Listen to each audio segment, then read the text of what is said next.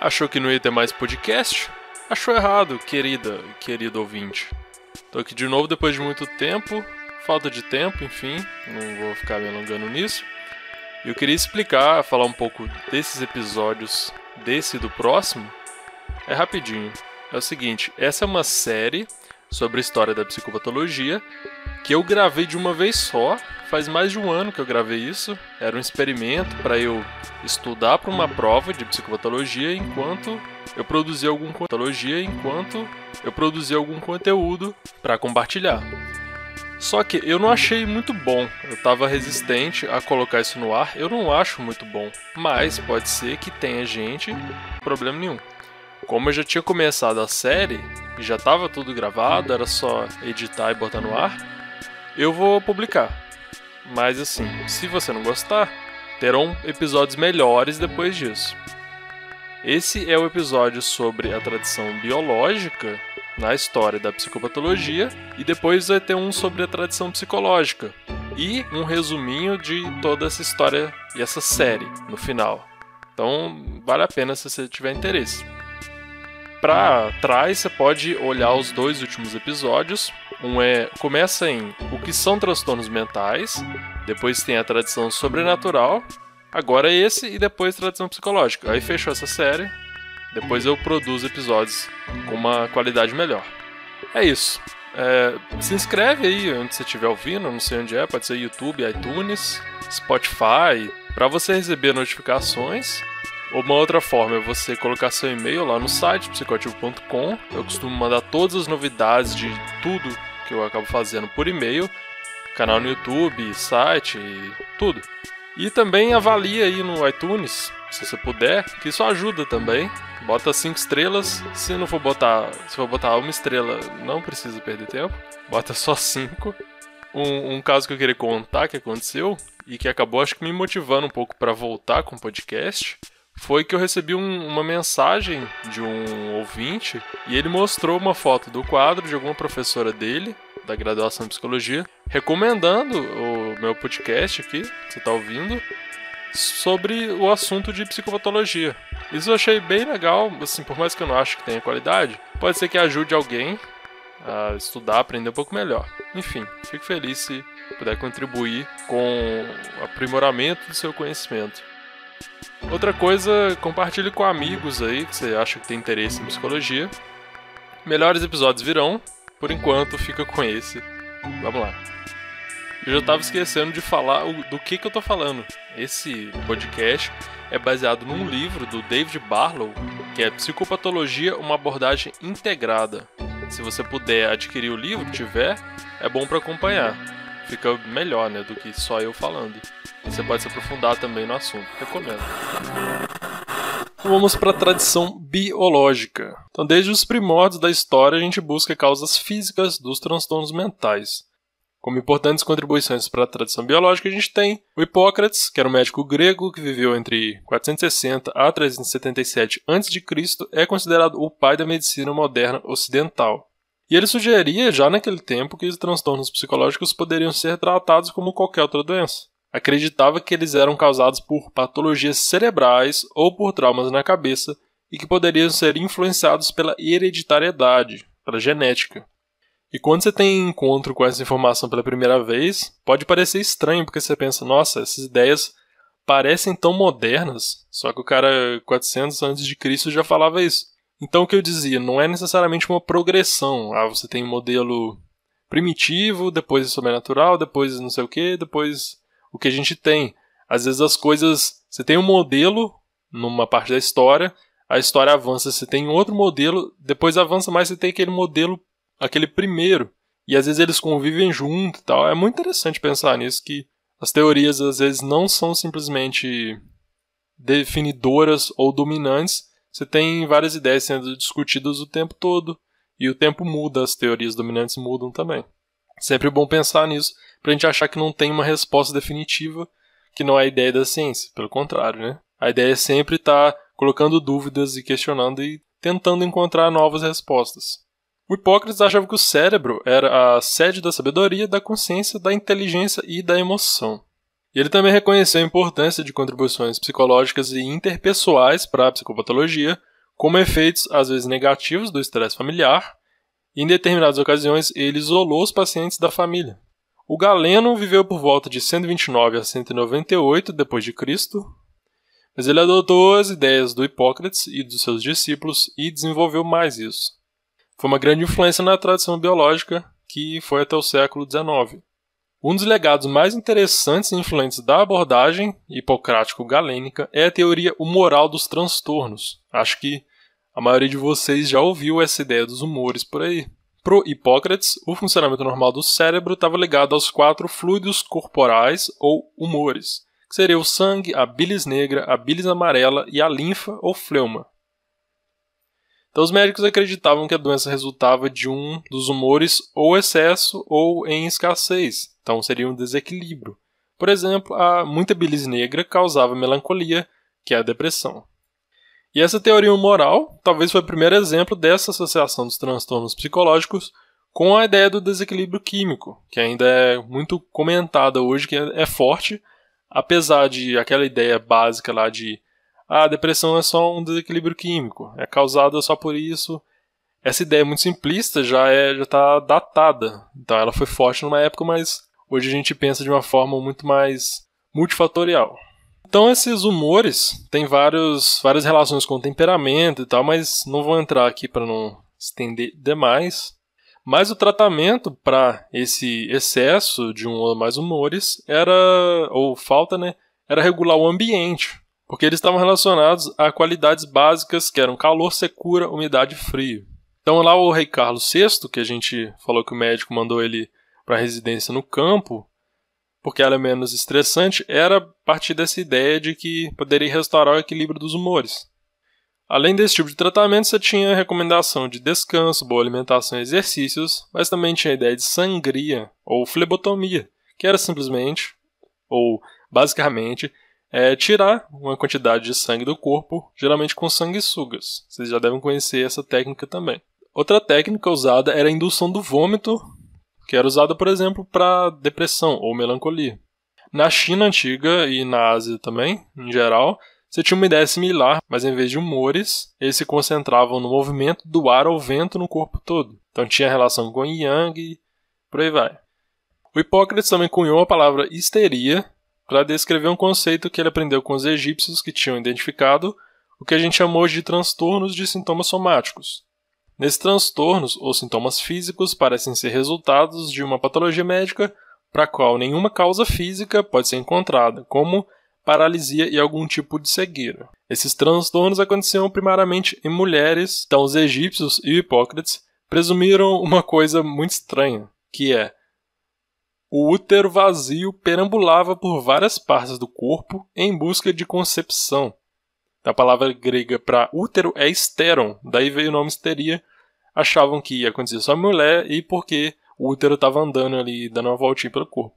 E aí a cura que eles costumavam prescrever era casamento ou fumigação da vagina para atrair o útero de volta ao seu lugar original. Eu tô brincando aqui, mas claro que tá zoando um cara que 400 anos de Cristo, sabe? É simplesmente muito anacronismo se julgar isso seriamente. Eu tô só brincando mesmo. Mas isso aconteceu muito de estigmatizarem as mulheres como histéricas, e isso permaneceu até 1970.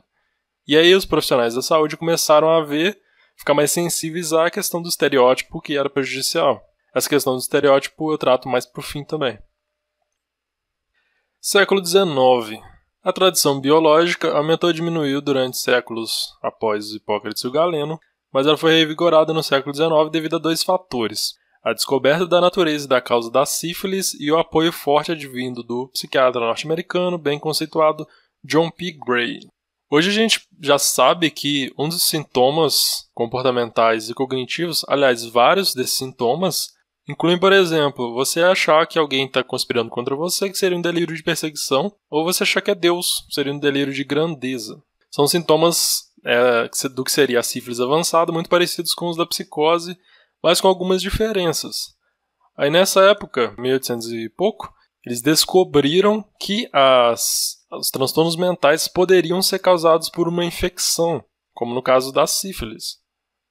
E aí descobriram de formas estranhas, como, por exemplo, o cara contraiu malária, viram que ele melhorou da sífilis, aí às vezes injetavam um sangue de um cara com malária no cara com sífilis. Depois também descobriram que a penicilina curava a sífilis, mas pela primeira vez, os comportamentos, os sintomas cognitivos e tal, relacionados à loucura, entre aspas, foram relacionados a uma infecção tratável.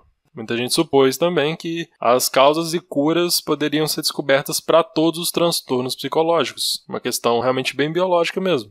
O John P. Gray, que foi um nome forte na tradição biológica nos Estados Unidos, ele achava que as causas da insanidade eram sempre físicas. Ele achava que o paciente deveria ser tratado como fisicamente doente, e a ênfase ficaria no descanso, na dieta, uma sala com temperatura ambiente e ventilação adequada, abordagens que já eram usadas há séculos. E o Gray liderou uma abordagem nos hospitais, promovendo instituições mais humanizadas e dignas. Mas depois teve um crescimento muito grande dos hospitais, e aí ficou uma coisa mais impessoal, e tinha uma recomendação que eles fossem reduzidos para poder lidar melhor com menos pessoas. A política de desinstitucionalização também tem consequências negativas, além das positivas, claro. Mas muitos desinstitucionalizados ficavam sem lar e ficavam nas ruas da cidade. Não realmente tinham o apoio da família, da comunidade. O desenvolvimento dos tratamentos biológicos. O interesse nessa questão biológica dos transtornos mentais levou a mais contribuições para a área da psicopatologia. Então, na década de 1930, a eletroconvulsoterapia e a cirurgia cerebral eram frequentes. Os efeitos dessas técnicas e de novas drogas eram descobertos por acidentes. Por exemplo, a insulina era ministrada para estimular o apetite em pacientes com psicose, mas também parecia acalmar. Em 1927, o Manfred Sackel, que era um médico de Viena, começou a ministrar dosagens cada vez mais altas de insulina. Aí os pacientes convulsionavam e ficavam temporariamente em coma. E aí alguns recuperavam a saúde mental, para surpresa de todo mundo, e a recuperação era atribuída às convulsões. E esse procedimento começou a ser chamado de terapia por choque insulínico, mas abandonaram porque era muito perigoso, podia levar a coma e até a morte. Um fato curioso aqui sobre o Benjamin Franklin, você também já deve ter ouvido falar. Ele acidentalmente descobriu e depois confirmou experimentalmente, mais ou menos em 1750, que um eletrochoque leve e moderado na cabeça produzia uma breve convulsão e perda de memória, a amnésia. Mas isso era pouco prejudicial. Daí um médico holandês, que era amigo e colaborador do Franklin, tentou o procedimento nele mesmo, num próprio holandês, e ele descobriu que o choque fazia ele se sentir estranhamente eufórico e ficou pensando se ele não poderia ser utilizado no tratamento da depressão. E eu vejo muita pesquisa recente, ultimamente estão pesquisando muito o uso de eletroconvulsoterapia, a ECT, para tratamento de vários transtornos mentais. Claro que não é exatamente como era naquela época, mas é um caso interessante a se pesquisar. Muita gente tem preconceito e fala, eletrochoque vai tratar a pessoa, sei lá, como animal, não sei o que, vai maltratar. Eu recomendo assim que você leia, entenda como é o procedimento, fique mais aberto a esse tipo de coisa. Não precisa concordar que é para ser usado e tal, mas não rejeita sem saber também. Até que nesse livro mesmo, ele trata da eletroconvulsoterapia, em outro capítulo, capítulo 7. Então, se tiver interesse, arruma o livro aí e dá uma olhada também. Durante a década de 1950, as primeiras drogas efetivas para transtornos psicóticos graves foram desenvolvidas de maneira sistemática. Antes disso, usava-se muito o ópio, que era usado como sedativo, também ervas e remédios populares adoidado.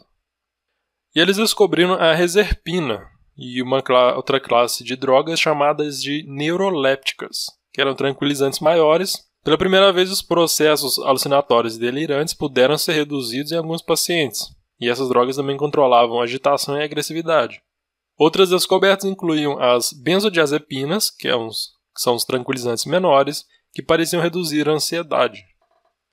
Nos anos 70, essas benzodiazepinas, conhecidas como Valium ou Librium, que eram nomes comerciais, estavam entre as drogas mais prescritas no mundo. Mas, como as desvantagens e os efeitos colaterais dos tranquilizantes tornaram-se aparentes, além da sua efetividade limitada, as prescrições diminuíram.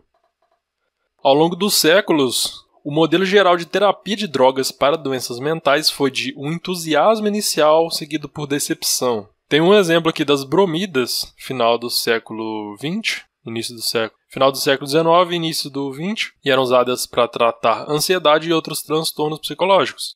Em 1920, na década, elas eram reportadas como efetivas para muitos sintomas psicológicos e emocionais graves. Em 1928, uma de cada 5 prescrições nos Estados Unidos era para bromidas. Mas, quando os efeitos colaterais, incluindo diversos sintomas físicos indesejáveis, se tornaram conhecidos e a experiência começou a mostrar que a efetividade geral não era lá grande coisa, as bromidas saíram de cena. Os neurolépticos, que eu falei há pouco, também têm sido menos usados em razão de seus diversos efeitos colaterais, como tremores e movimentos involuntários. No entanto, os efeitos positivos dessas drogas, em alguns pacientes com sintomas psicóticos de alucinações, delírios e agitação, revitalizou tanto a pesquisa das contribuições biológicas para os transtornos psicológicos, quanto a pesquisa para novas e mais poderosas drogas. Consequências da tradição biológica. No final do século XIX, o Gray, que eu falei mais cedo, e os colegas dele, ironicamente, reduziram ou eliminaram o interesse no tratamento dos pacientes psiquiátricos, porque eles achavam que transtornos mentais eram consequências de algumas patologias cerebrais que eles desconheciam e seriam incuráveis. O único curso disponível de ação para eles era internar esses pacientes. Então, no lugar do tratamento, o interesse se concentrou no diagnóstico e nas questões legais em relação à responsabilidade dos pacientes quanto às suas ações durante os períodos de insanidade e no estudo da própria patologia cerebral. A figura dominante durante esse período e um dos fundadores da psiquiatria moderna é o Emil Kraepelin, que viveu entre 1856 e 1926. Ele, em 1913, foi um dos primeiros a distinguir os diversos transtornos psicológicos, constatando que cada um poderia ter o início dos sintomas em determinada idade e ter tempo de curso diferente, que de alguma forma havia grupos diferentes de sintomas e que provavelmente eram provocados por causas diferentes. Muitas dessas descrições de transtornos esquizofrênicos ainda são úteis hoje. No final de 1800, a abordagem científica para os transtornos e a classificação deles tinha começado com a busca por causas biológicas. Além disso, o tratamento era baseado em princípios humanizados. Esse final ficou meio estranho, não parecia um final, mas é porque eu gravei isso tudo de uma vez só, tanto é que minha voz ficou horrível, enfim. Se você conseguiu chegar até aqui, nesse final aí eu quis dizer que a tradição biológica contribuiu porque começaram a ter uma abordagem científica para ver os transtornos psicológicos. Antes tinha um domínio da abordagem sobrenatural. A outra foi uma contribuição para tratamentos mais humanizados, que não era, punição tentando tirar o demônio do corpo, fazer a pessoa sofrer porque achavam que o demônio ia sair desse jeito, esse tipo de coisa. No próximo episódio eu falo da tradição psicológica e depois eu dou um resumão de tudo para a gente entender um pouco melhor. Espero que tenha sido de alguma forma útil para você e até mais.